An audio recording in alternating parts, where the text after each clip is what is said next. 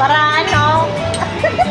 A day in my life as a mom of 3 and a stay-at-home mom. Good day everyone! For today's mini vlog mga mami, ay hindi ko muna makakasama ay yung mga chikiting ko. Actually, bigla ang lakad talaga to. Mag-aalas 7 na nga ito ng gabi at naisipan kong pumunta ng SM. Nagpa-remind kasi yung teacher ni Andrea na kailangan naming bumili ng cursive writing book. Kaya naman pagdating ko ng SM ay dumiretso agad ako dito sa National Bookstore. May mga lesson na kasi sila, natuturuan na sila magsulat ng cursive. Na makita ko na nga itong hinahanap ko, ay pumunta agad ako sa counter para magbayad. Aside pala dito sa pagbili ng libro mga mami, makikita pala kami ng tita ko at mga pinsan ko dahil sabay-sabay kami magdi-dinner. Meron kasing isang restaurant dito sa SM na nagpromo sila ng 50% discount. After kong mamili ay pumunta agad ako dito sa restaurant. Dito pala kami kakain sa Booty Jew. At first time ko palang kumain dito mga mami. Eto pala yung menu nila. Yung mga ibang nakasaad dito sa menu ay hindi talaga ako familiar. Masanay kasi akong kumain ng mga Filipino food. At sabi ko nga noon sa sarili ko mga mami, pagkakain ako dito sa restaurant na to ay feeling ko ay hindi talaga ako mabubusog. Yung ibang mga order pala namin dito mga mami, yung pinsan ko na yung nag-decide. Kung wala sigurong promo dito mga mami ay hindi talaga ako kakain. Abay, sobrang mahal din kasi ng mga serving nila. Ito pala yung mga in-order namin.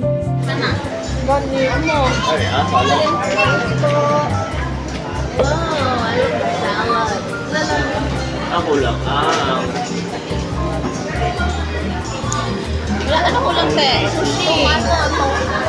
Ay, ate. Sushi, magpaksa lang ako. Picnic na. Grabe, order mo, diba? Busa mo na, te.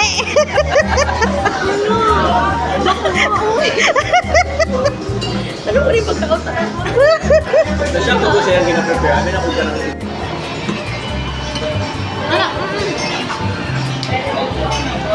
Para ano? Ang kulong? Ano naman? Mababay na itong kalong.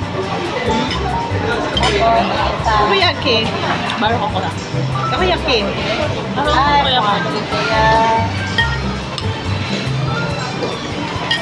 Amit pa lang sa baong? Marami natin. Sarah tahu ya mabuka eh. Gatoy.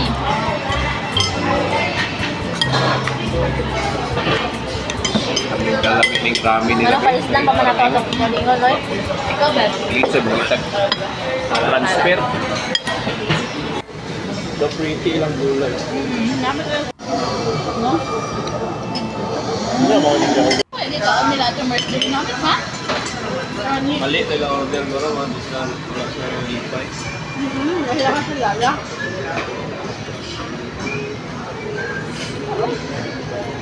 Ano tilawin pa ako ang pinili-update namin. Kaya ito sila, patilawag ito. Butangan mo ko.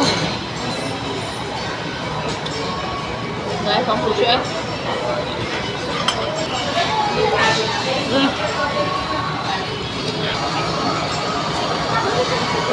Talo din ko namin.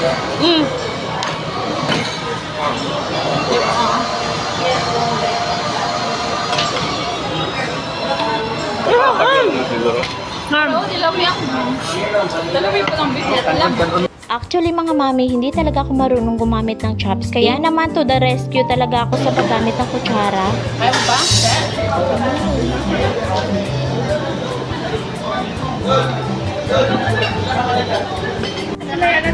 After